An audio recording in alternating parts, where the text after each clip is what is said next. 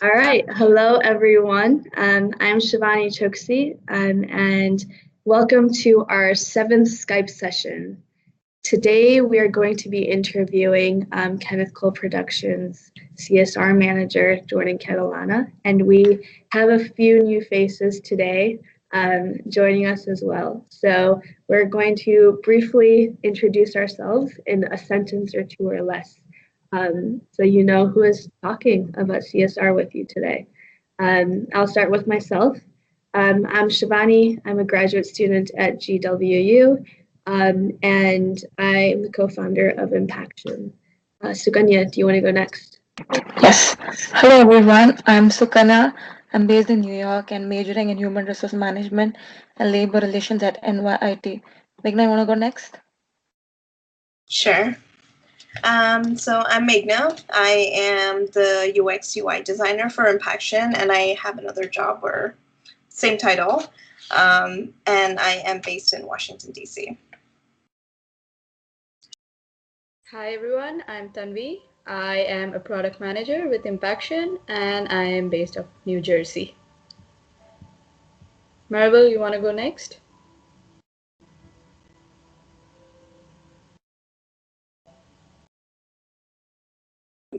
You might be on mute, Maribel.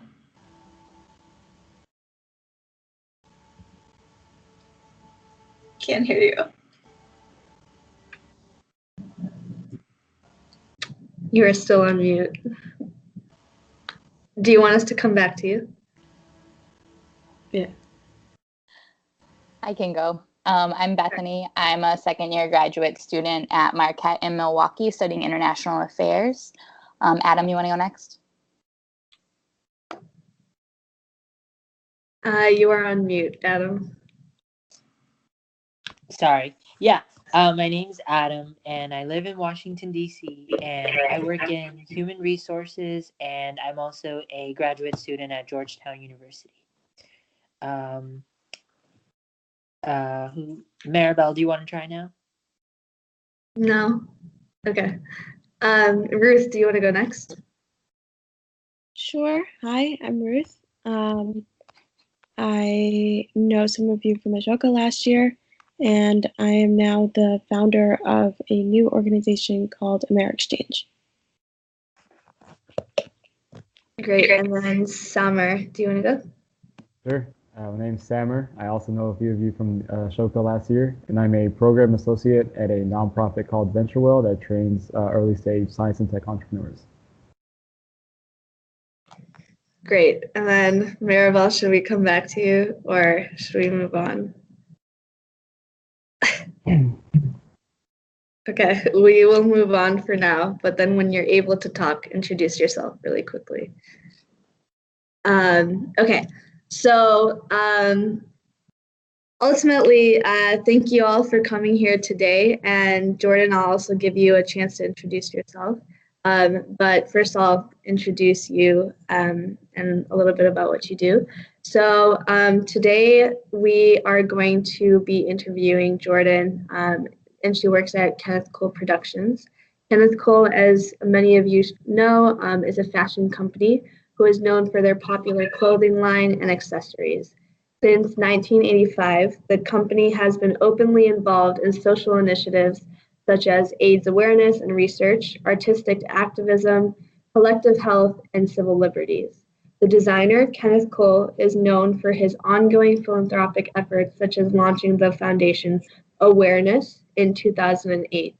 The foundation opened the Kenneth Cole Haiti Health Center at St. Mary's Hospital in Haiti in 2012. Which PR Newswire notes is one of the most challenging and underserved areas in the Western Hemisphere. Due to recent trends in both the private and public sector, it has become increasingly important for members in the for-profit space to promote initiatives that can positively impact social challenges. So it is to our great fortune today that we are joined by Kenneth Cole Productions' Jordan Catalana. She serves as the Corporate Social Responsibility Manager and provides support for all activities related to the full suite of Kenneth Cole Productions' social and environmental impact activities, such as social impact advocacy, volunteerism, philanthropy, and supply chain product and operations management. So thank you, Jordan, for being here today. And before we start, if you want to briefly introduce yourself and so we can know a little bit more about you, that would be great. Yeah, sure. Again, thank you guys so much for having me. I'm really thrilled to be talking about CSR and hopefully answering some questions. I definitely want to put out there that most certainly an open book, about Kenneth Cole and my work there, but absolutely about the industry and working in the private sector and how all the work that you're doing is, intersects with what I'm doing and, how we can use business as this sort of force for good. So I got involved in social impact about 8 or 9 years ago in a real way. I was going through a social entrepreneurship incubator called the Compass Fellowship, took on some leadership roles there, and it sort of changed my whole idea of, what I wanted to do and how I could really see business making a change. And, I had potentially looked into nonprofit and all these other spaces, even government, civil service and things. And, I sort of thought this might be a good place to start. I'll really see how the industry moves these things and how it works with other sectors and sort of figure out my place in that and go from there. So I was spent quite a while actually in academia trying to build the social impact curriculum at Fordham University, which is my alma mater. And I was reading a little bit about a bunch of you, and I know a couple mentioned Ashoka. So I was on part of a committee to get us to be in Ashoka Changemaker campus and some other things like that. I spent a little bit of time at B Lab, which is the nonprofit certifying agency of the B Corp certification program. And then at a couple little startups, mostly in ed tech and other social impact programs.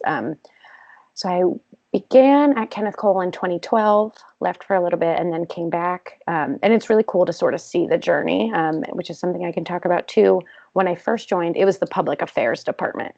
Very much came off of PR, crisis communications, and really helping work on the foundation and things like that. And then in the last 5 years or so is where it's been taking on these really more serious material issues, which is what I'm excited to work on. I studied sustainability and marketing. So because we're a small company, we're only a few hundred people in the United States, I have the privilege of being a bit of a CSR generalist and having my hand in a couple of things. So the thing I spend most of my time, about 40–50% of my time on, is our community affairs program. So our corporate volunteerism, administering our foundation, and cause marketing. And then the rest is pretty much split between that supply chain piece, looking at our factory operations, ethics, compliance, and sustainability, and then products and operations. So that's our office, our logistics, our shipping, our packaging, sort of anywhere we can find a place to do good. Our team's the one who's going to try to get in there and try to do that. So CSR, I think, is a really cool space. I think there's a lot of room to make a difference in that space. And being in it, it's interesting because you're sort of almost in the belly of the beast, right? Like corporations, I think have a big responsibility in joining together to make the world better, because I think that they've done their fair share of making the world worse in a lot of respects. So I think we're seeing more and more, a lot of intersector partnerships. We look at like the SDGs and all these things and really seeing how corporations are trying to move the needle and see how these industry collaborations are working. I do think it's a really cool space to be in, and I'm very happy to be talking about it today.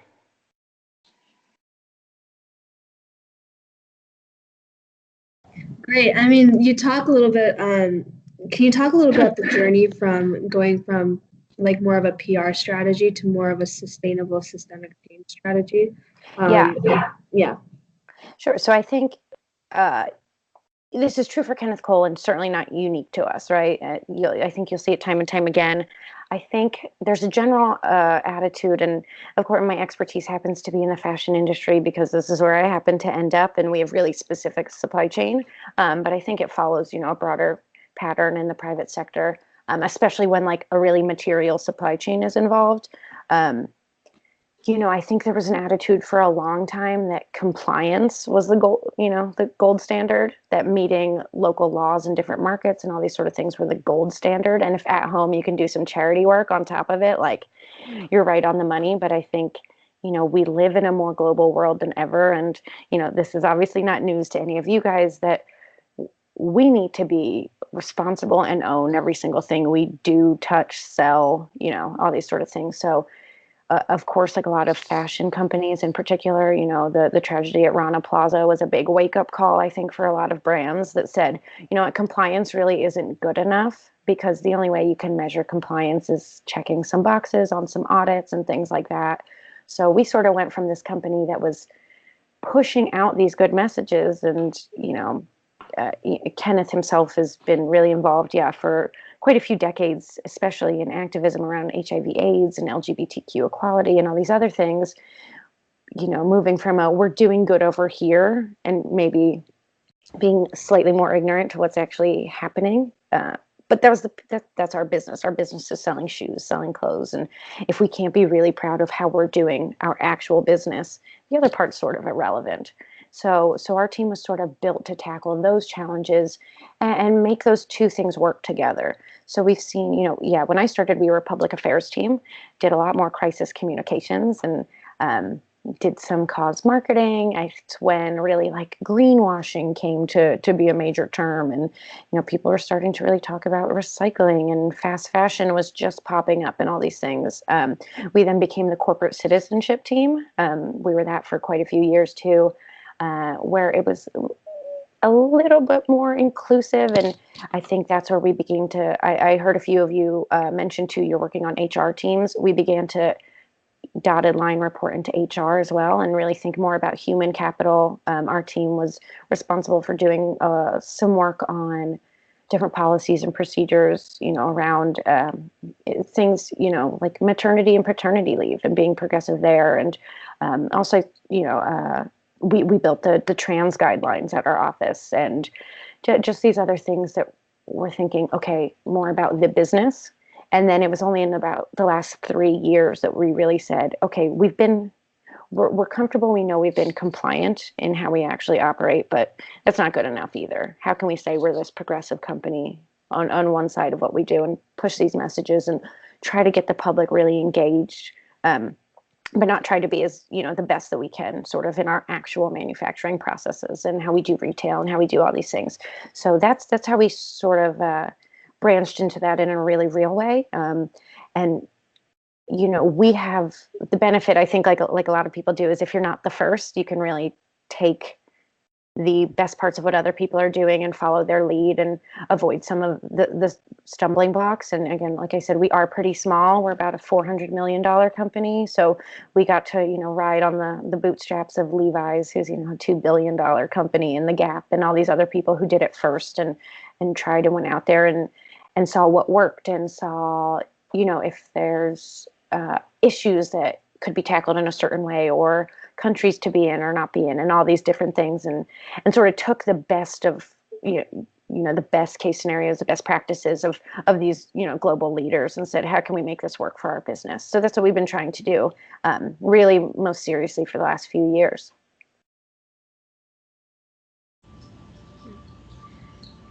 So you told us about how you were first a public affairs department and then grew into corporate citizenship, and now you are corporate social responsibility. So can you tell us why CSR initiatives have grown or become more transparent over the last decade? For us, or in general? Both. Both. For us, I think, I'll start with the in general. I think there's a real sense that what used to be best practice is now sort of the cost of doing business, right? Like, number one, even if you wanted to be a bad actor now, it's going to be pretty hard. We're in a really global world. We're all connected. I'm thinking of it maybe in this one specific context where we're talking about factory work or something like that, or how we're shipping and all these things. But it's easy to learn information, and I think that makes it a whole lot less easy to brush things under the rug and to just think that they're good enough. The other thing is, in our industry specifically, is, we're facing this sort of dichotomy of, we have these pressures of people really looking to business, I think, in a lot of ways to make up for some of the for some of the lack of attention or whatever it might be that the governments can't provide in some instances. But the private sector has the resources to tackle them.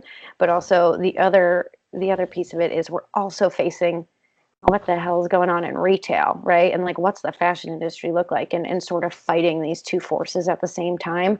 So I think it's actually been a really, really good time for us and for, our competitive set to sort of say, we're already revisiting what our businesses look like because of Amazon, because of Target, because of our own websites, right? And and all these things. If we're already revisiting it, it's a really good time to sort of wake up, refresh, and see like what people actually want. And there's tons of studies out there that would say consumers are really looking for better actors in their buying choices.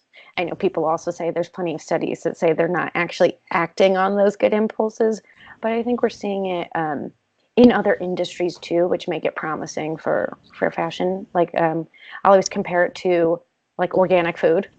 Right? Like I remember when I was a kid, that was not something I even thought of at all. It was definitely not something I saw in the grocery store, that my parents didn't shop that way. And now, like maybe at my age with my income, and it's not always realistic or something, but it's definitely it's in my periphery, right? It's part of my buying process, and I think we'll get there. Food's something that goes in your body, but clothing is something that goes on your body. And I think we're starting to see that. So there's a lot of economic and forces outside. But I think, taking into consideration all those things, plus sort of just the state of the political world and all these types of things, people want to feel good about the choices that they can make. And I think there's this sense of, from an individual consumer, right? You have almost a bit of helplessness, right? I'm not going to go out and sew pants myself, right? So I want some confidence that wherever I'm going to get them, that they're going to be, that I can feel comfortable and confident making that purchase. So, and the great part about it is once a couple people become really great in the industry, we're working to keep up. So then, the bar just keeps getting set higher and higher. So I feel really good about that. Can I ask the question? I just wanted to ask you, you've mentioned a couple of different spheres, sort of, I guess, in which CSR plays out. And I was wondering if you could just talk a little bit more about that, about sort of the difference you see between, for instance, like corporate volunteerism, and then like looking at your supply chain or looking at your HR practices, and like, how does that sort of break down? Like, what is the role of CSR in all of these different sectors, and then how do they sort of interact with each other? Yeah, great question. So a really common thing people say in CSR is, if you do your job really well, you'll put yourself out of business, right? Like you won't exist, because I'm not an HR professional, but the best that I can be at my job is really equipping our HR team at thinking really progressively and having the right tools to be really advanced in what they're doing for our employee population. Same goes with, I'm not a sourcing and logistics expert, but if I can really, really educate my sourcing and logistics team to be really thinking about the human cost and the environmental cost of the decisions they're making, right? They're gonna make my job obsolete, and right, it's not gonna happen anytime soon. But like, that's really best case scenario, is to make everyone within any type of business the most responsible version of that job and the most progressive in that job. What that looks like now, right, is to be able, like we at my company, for example, because we are small and because we're sort of the hub of these things. Now, if you go somewhere really big, if you were at a big bank or something, they'll have a whole department just for employee volunteerism, and a whole one just for ESG reporting, and a whole one for, because we're sort of central, we look at ourselves almost like a legal team or like an HR team or something, where we're the resource group. We're the ones who are seeing what's out there and then trying to just disseminate it to the real experts in our company. We find, and not just us, but in the industry, the best programs, the most successful CSR programs in a corporate environment are the ones who figure out a way to get all those little hubs speaking to one another. Because like a good employee volunteerism program, for example, at its worst, it's a good thing, right? Employees go out, they spend some time outdoors, they paint murals and they mentor kids and they go to soup kitchens. That in and of itself is good, but it's better when it's also tied to your charitable giving. And it's even better when it's also tied to maybe giving in, let's say, some sort of ecosystem that maybe your business is actively working against or something. And it's even better than when your supply chain is set up in a way that it doesn't do those things in the first place. So when all those programs are sort of tied together, like an example we have is, so Kenneth, starting in the early 80s, got really, really involved in HIV/AIDS activism. He became the chairman of ANFAR, and for a while, it was sort of just his thing, right? He was out there, the company donated some money, and that was that. But when the programs got better, it was like, well, no, let's send our people who are hearing about this all the time, out into shelters, and let's do marketing campaigns about this. And then also let's hire people in our supply chain who are HIV positive to be working on products. And then let's have the products have a message about HIV/AIDS. And let's sort of tie this all together and create some cohesion. But not only that, but like, let's get some impact, right? Because then you're hitting it from a couple places. So we're sort of like the maestros in this way of tying that all together, because otherwise, yeah, HR would do this and sourcing would do this and things like that. But yeah, best case scenario, we are out of a job because everyone else we work with will be really, really in tune to what's, responsible and ethical. Could I throw in a question? So you kind of touched on the duality of like businesses where you want to remain profitable, keep your client base, but at the same time be, responsible in your sourcing mechanisms and how you hire. But you touched on the trend of fast fashion, and where that's really kind of comes in like as cheap as possible in the production cycle, which kind of may lead to then abusive sourcing practices. Mm-hmm. So in your position, kind of what have you seen as a way to navigate that space? Yeah, that's really hard, and I don't think there's the perfect answer for that. I think I do think we're starting to see those couple. I mean, there's a couple major ones. I'm sure we're all thinking of the same three right now. We're starting to see the immediacy. They almost overcorrected in the industry, right? And I think we're all getting fast fashion shopping fatigue a little bit. But I still think it's a really powerful force. But I think there's a couple things.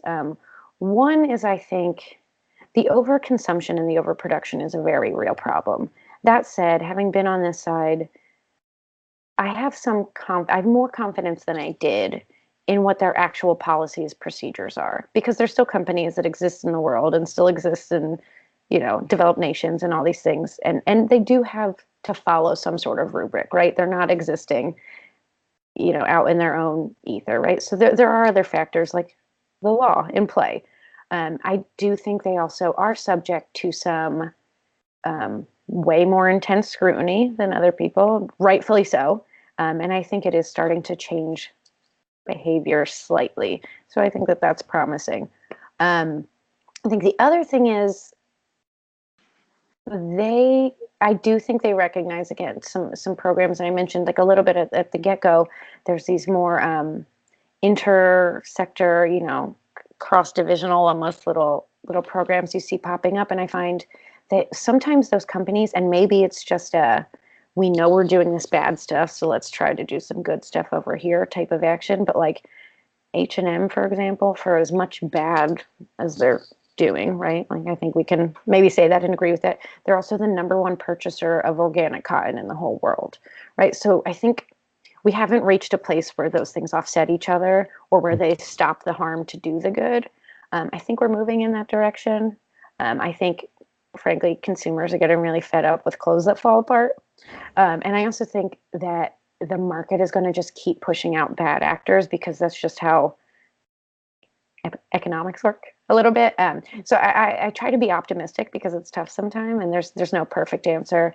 We do see, constantly in my role too, we work very closely with our legal team. There's legislation popping up all over the world, specifically designed to address some things that are inherently built up in their supply chains that'll have to stop them or any of us from acting in certain ways. So they can't just say we ban fast fashion, but they can say, like Australia just approved some new legislation about forced labor and all these things that really just get down to specific working conditions that will make those outputs impossible. Mm-hmm. So it's when we sort of get these things, I think government has a really important place to play, in actually changing the small behaviors that equal the whole, because no H&Ms are just going to shut down tomorrow, but I think they're going to keep starting to act better and better. Mm-hmm. It makes me hopeful. Me too. I hope so.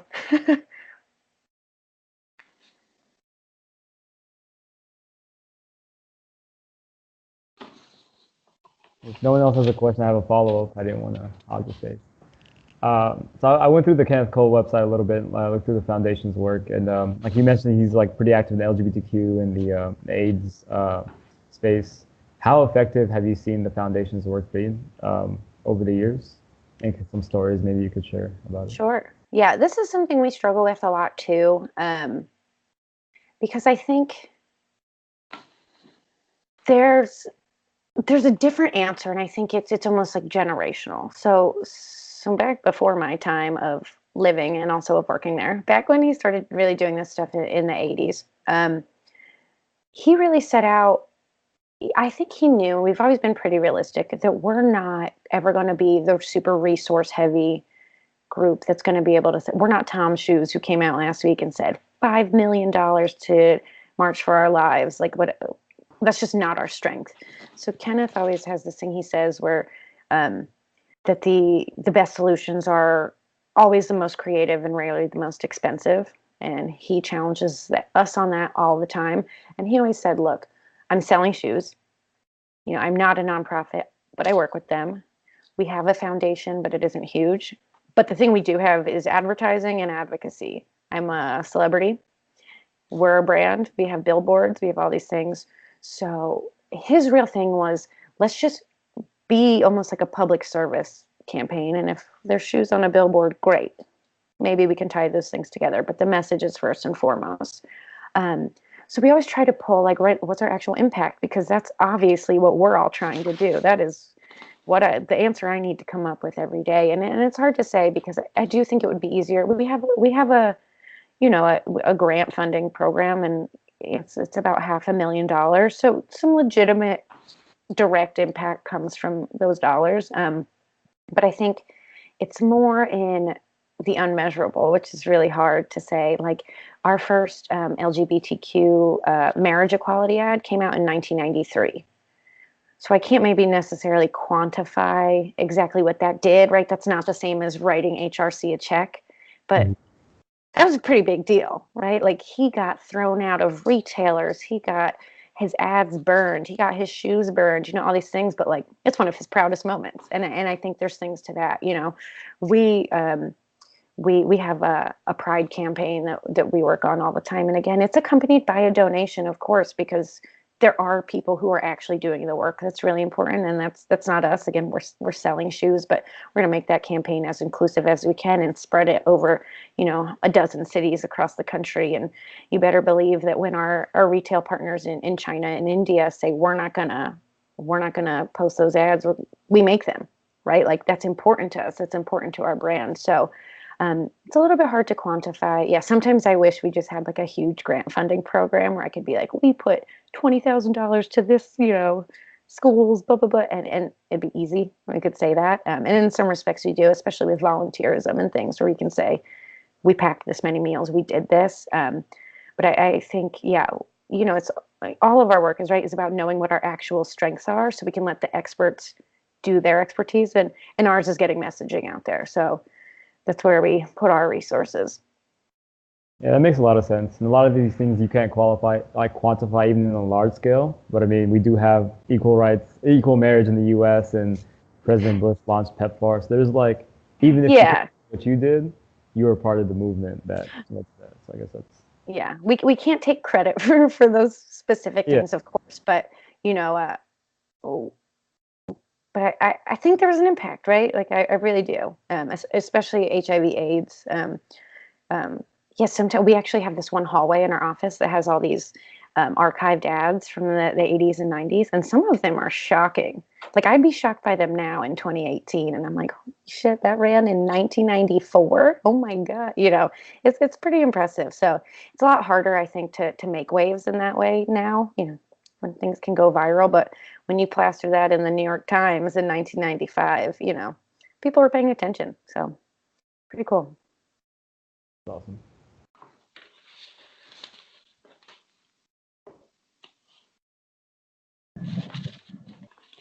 So All right. I wanted to Go ahead, Maribel. oh, Go ahead. I wanted to ask a question. I didn't get a chance to introduce myself earlier. I was having technical issues, but my name is Maribel Rodriguez. I'm from Brooklyn, so just recently graduated from the social enterprise program at American University.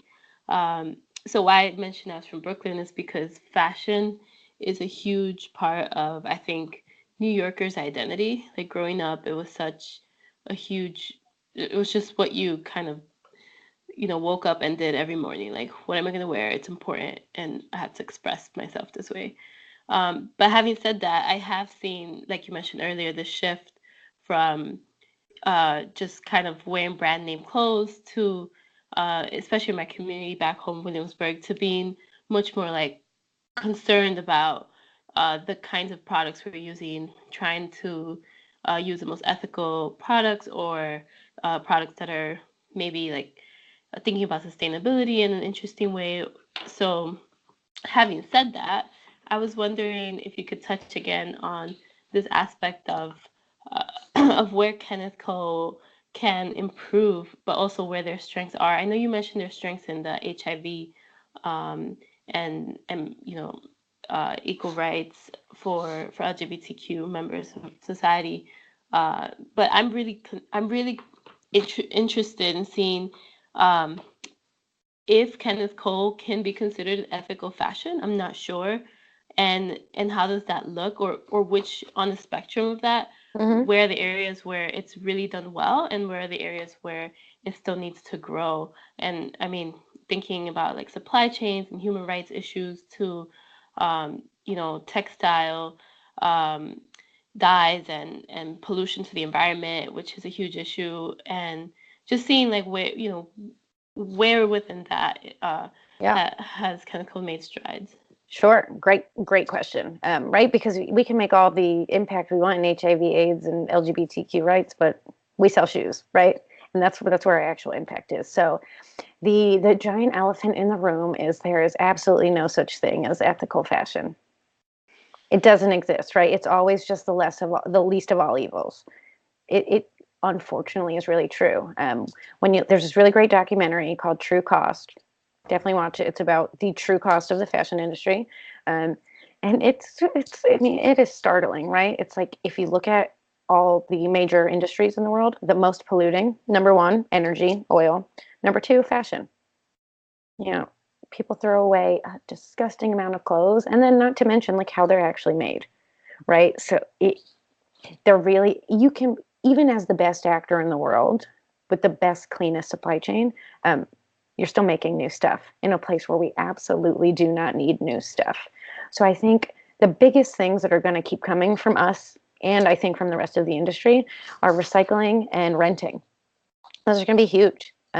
There really does not need to be any more clothes made ever, is my personal opinion.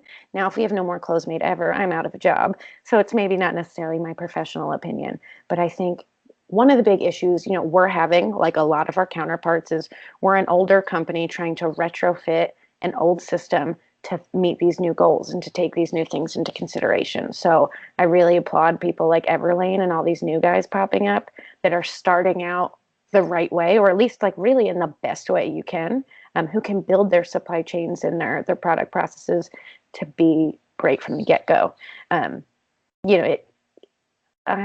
For someone who works for a fashion company, I buy a whole lot of secondhand clothes because it's true that really is an issue. Where we're seeing some luck is in the ways, right? It almost reminds me of the subway, right, from New York. Like the way to fix the subway would be to shut it down, to gut it, build it the right way, and open it back up. But you can't do that. And that's what I think about our supply chain too. In the best case scenario, we could close down everything for a full year, shutter the business, revamp everything, rework how we're doing it, where we're doing it, what we're making it out of, take all the old whatever. But like, that's not reality. So the best we can do is these incremental changes. And again, us and our counterparts. So we've had some good luck with recycling textiles, especially in clothing.